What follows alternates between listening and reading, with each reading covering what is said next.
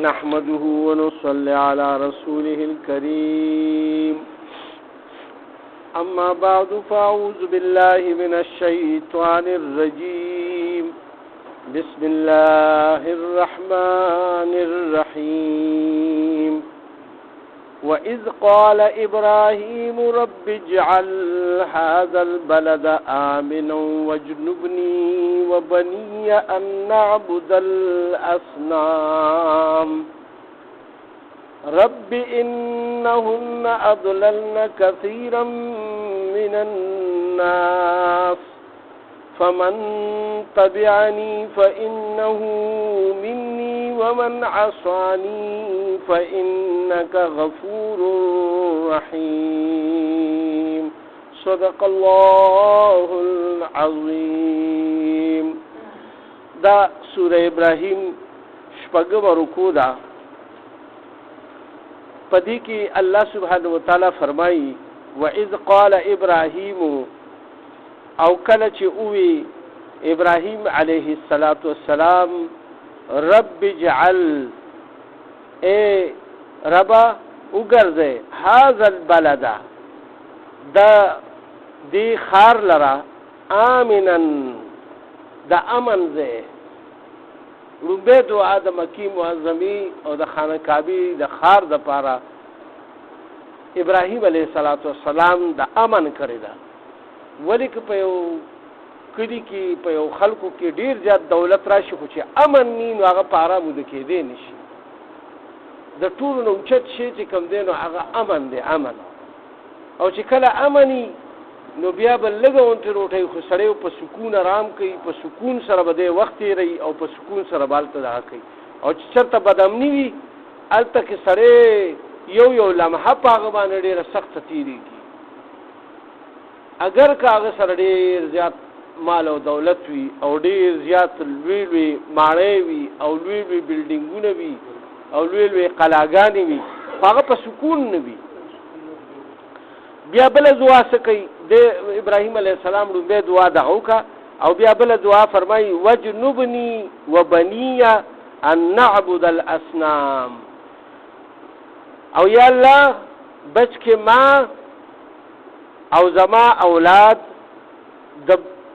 عبادت دا غبوتانو نه. دویمه دعا ابراهيم عليه السلام چوکا هغه د شرک نه د بریزم کېدو دعا وکا چې الله ما او زما اولاد کې شرک راموالي. دا دعا مې الله قبول کړی دا او دا رومه دعا هم خدای پاک قبول کړی. اوس دغه ته دا بوتان څنګه راغ او دا څنګه دا خلکو چې عبادت کولو یا مثال کنه نو دا څنګه چل یعنی ابراهيم عليه السلام خو دعا کړی او دا بیا ولې خلکو د بوتانو عبادت کولو نو دلته ګوره هغه یو خبره کړی یا الله ما او زما اولاد د دې بوتانو د عبادت نو ساتي. نو دا د ابراهيم عليه السلام اولاد کې نه دا چې کوم یعنی خلکو بوتانو عبادت کولو ولی چې تا خو بیا لکه یو خار دی نو دا اوس سم کې مثال نو خار دی او په نو خار کې د نو خار اوسیدونکو به دې کې بس لکه په دې کارونه کې ډېر کم خلک دي نو خار اوسیدونکو د یو ځبل ځای خلک راځي ولی چې سہولیات او امن او وغیرہ حکم ځای کې وي نو طبيعه د یو ځبل ځای خلک هجرت کوي او هغه ځای تراسي او هغه ته کې د خپل رهایش ځای جوړي. نو دلته چونکه دا د امن ځای نو د عربو د یو ځای بل ځای نه ټول خلک راتلو او غیب بیا دغه تک چې خپل کم دینو مسکن جوړولو او بس مطلب کور وغیرہ او رهایش پذیر بشو نو بیا خپل عبادتونه هم کول نو څوک بر کم ځای نه راغلی او څوک بر کم ځای نه راغلی او هغه ځان سره ساکي دروړي و چا به ساکي دروړي و اخر کې هغه بیا پاغه ځای کې اوسېدنو پاغه ځای باندې بیا شمار کېده چې ګینه دا دې اوسېدون کې دي ولې چې وسړی یو سل کاله په یو ځای تیر کې نو هغه نکم پکې پیدا شي داغه ځامنم پیدا شي لوي شي پکې بیا د هغه وسی او کروسیم پکې لوي شي نو چې کله هغه لوي شي نو بیا څوک دا نه وي چې دا د وطن دی کوي دا کوم د وطن نه نو بیا چې هغه نوی کوم راغلی نه وي لکه دا زاره خلک دي. استاد پېښوي دلته کې الله پاک او فرمایل شروع به دعا ابراهيم عليه السلام د امن د پاره کړه مې د شرک نه بریو زم کېلو لپاره وکړه بل الله پاک بیا فرمای رب انهن اضللنا، اے زما ربا کچری دی کی سو گمراه شي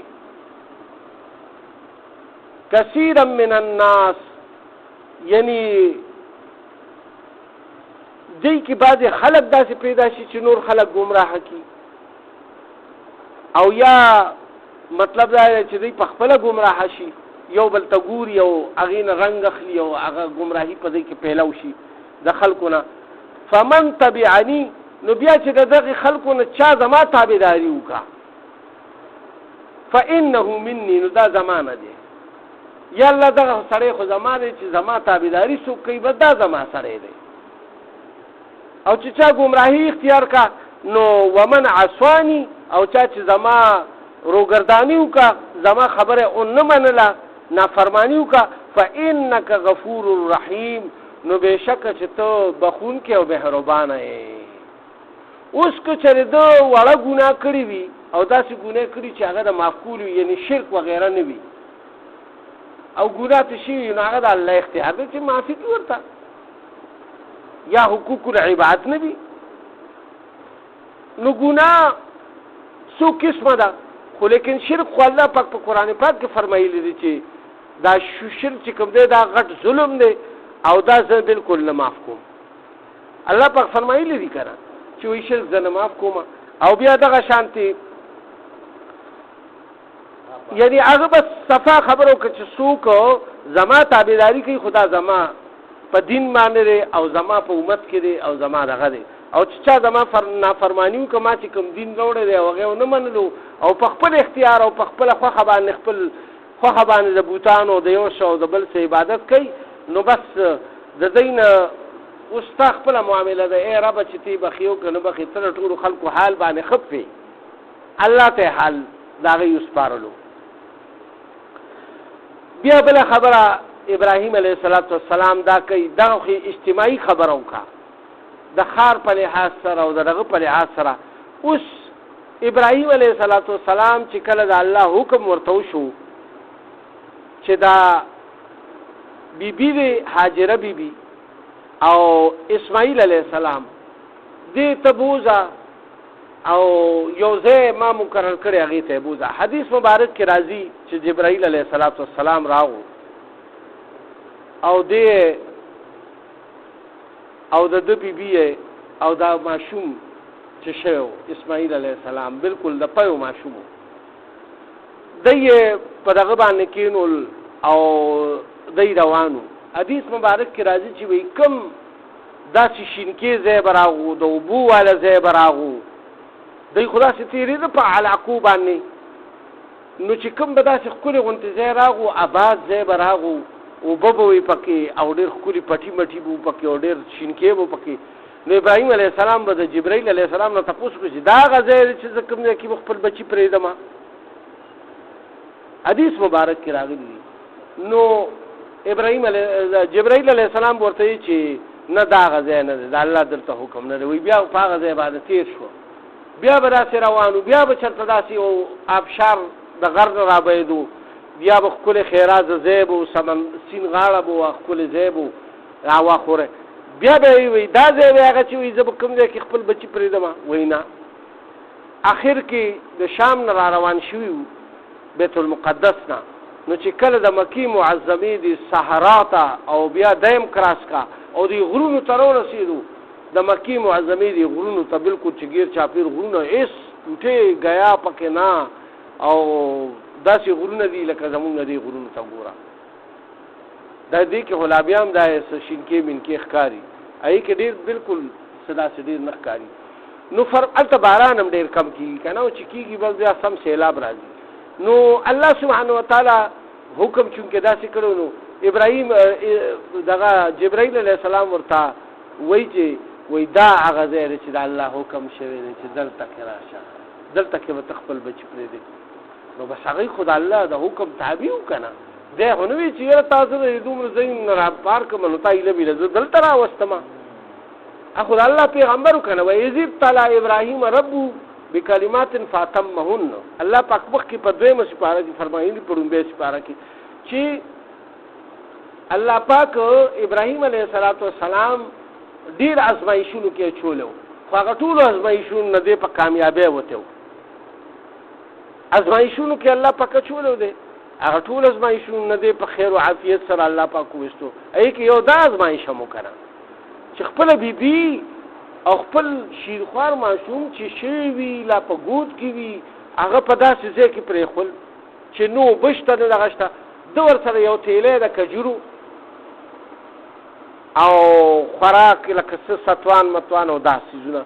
او یو هغه غټ بوتل په خوا هغه چې کوم هغه ور سره د اوبو وروړ او هغه ور سره کېخو او بس جبرائیل علیه السلام ورته وی دا ور سره کې د راځته. بس دې چې کله را روان شو نو بیبي ور پسې आवाज کوي چې اے ابراهیم ته چې کوم دی نو مونږ چرته پرې دی دته دا حکم نو چې دې سره خبرې وکړه. ګور څنګه دا هغه ازمایش دې ته وایي کنه چې مطمئن شي غیره تسلی ورکی دا نه ورته اجازت نو دې چې کله بیا دغه تکي دغه شو روان شو نو بیا په دویمه پیر ور پسې غیر امنډه کو ورته आवाज وکړو چې اے ابراهیم علیه السلام ته مونږ دلته چاته پرې دي چرته مو پرې دي او سارا کې دلته خو ما ته سخکاریم نه ابيات مخکې روان دی غږ وته نه کوي. په درېمه پیر ورته چې دا کله پیښوا چې رتا جوړ د الله حکم دې کس چلې دا خدای الله پیغمبر دی نو ورته دا د الله حکم دی چې دلته کې مونږ پرې دي. نو بیا ورته چې آو دا جواب ورکړ چې دا د الله حکم دی تاسو. دا دوا مفسرین او حضرات لیکلي دي چې ابراهیم علیه السلام کله دغه ځای نه مخکې راغو د دې په مخ کې دا دعا نه وکړي او د یو غره شاته شو او د یې سترګو نه پناه شو نو بیا دا دعا کوي. اوس دا دعا داره الله سبحانه وتعالی فرمایي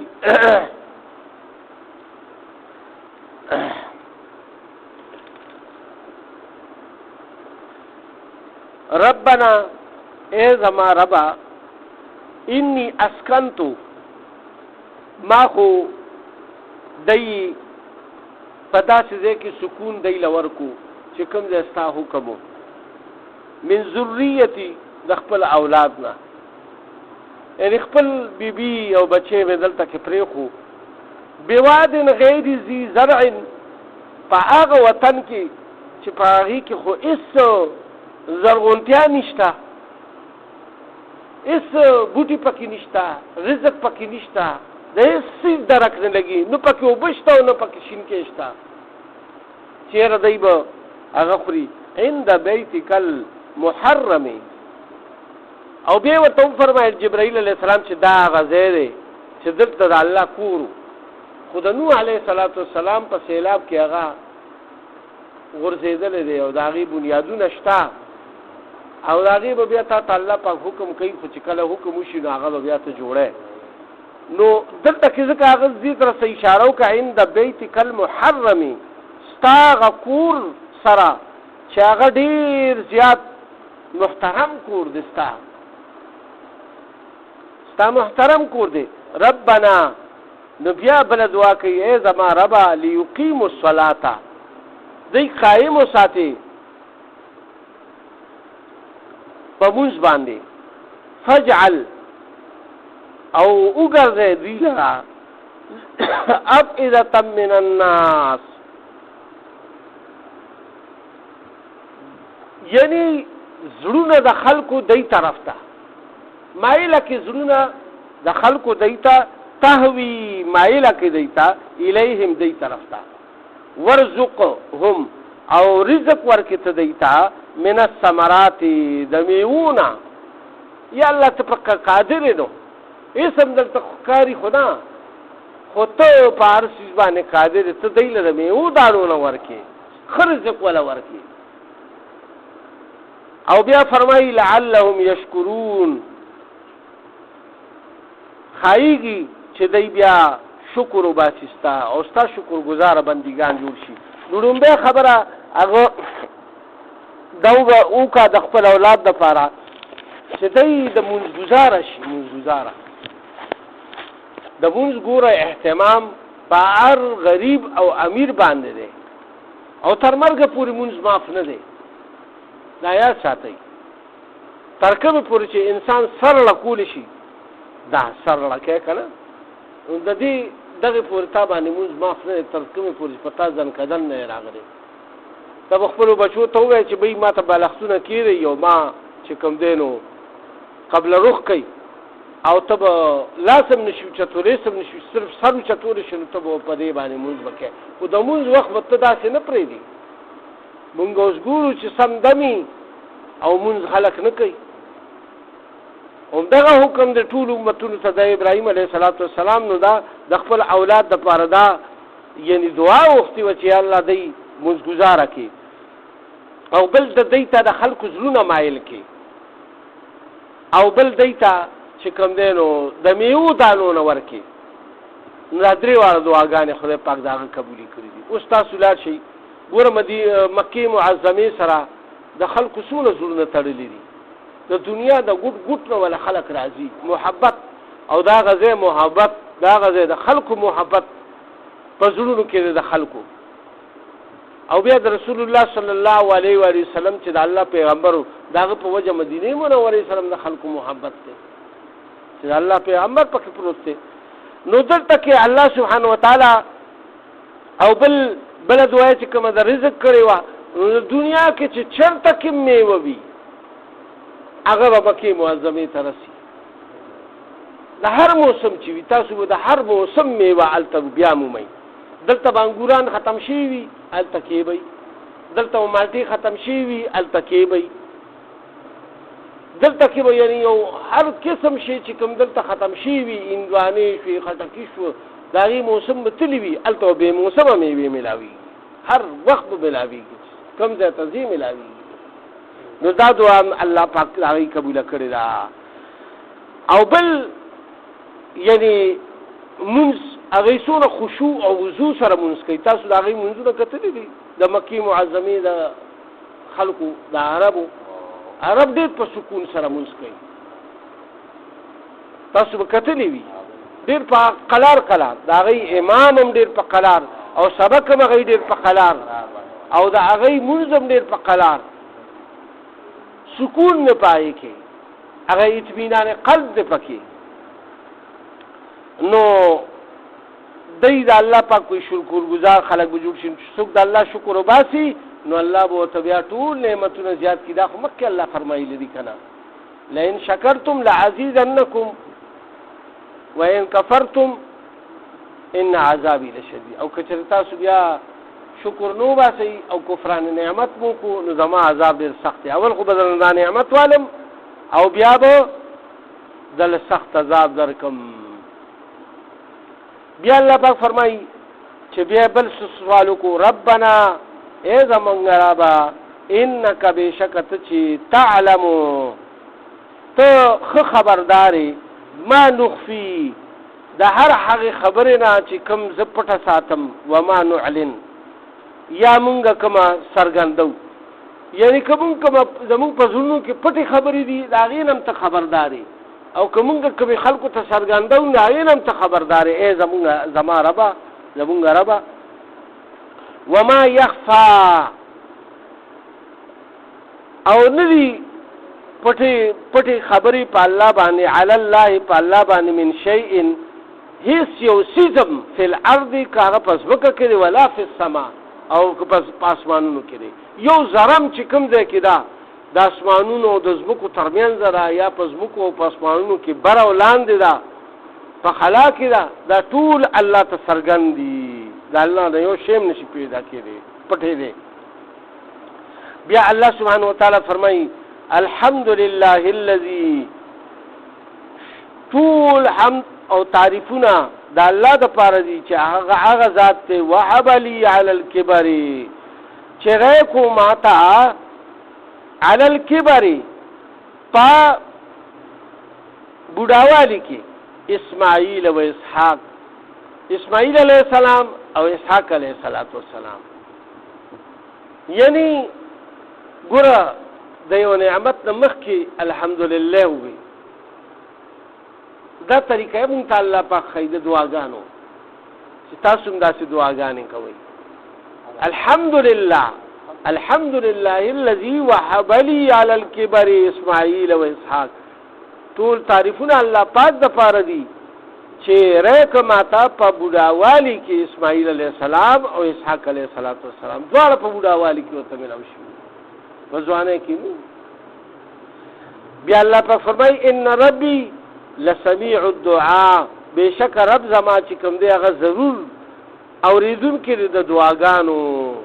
زما را دعا موري او چې څوک هم هغه ته دعا کوي هغه ټول یعنی دعا اوري د الله پاک. او بیا دا مشهوره دعا کوي اوس دا اجتماعي دعا ده. دا اکثر مونږ او تاسو ګوره په تحیاتو کې دا ویل پکار دي. یو خو ربنا آتنا فی الدنیا حسنة وفي الآخرة حسنة وقنا عذاب النار.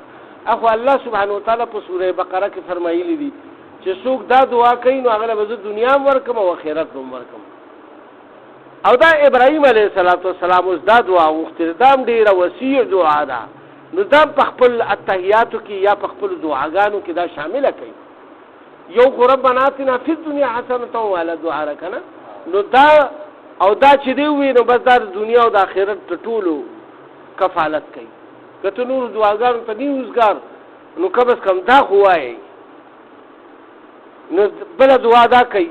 رب جعلني اے رب زما وګرځې ما لره مقیم الصلاة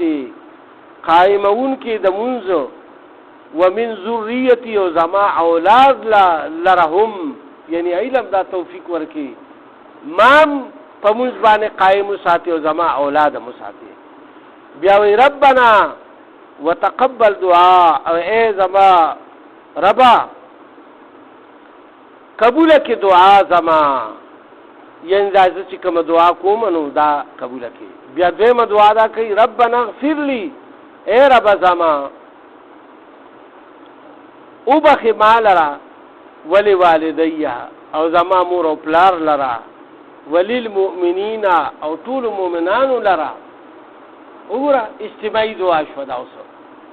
د خپل ځان نه شروع شو د خپل مور او پلار د پاره او د ټول مؤمنانو مسلمانانو د پاره. یوم یقوم الحساب دا هغه ورځ باندې یعنی چې په کوم باندې به حساب او کتاب قائمیږي د قیامت ورځ ته مراد ده. یوم یقوم الحساب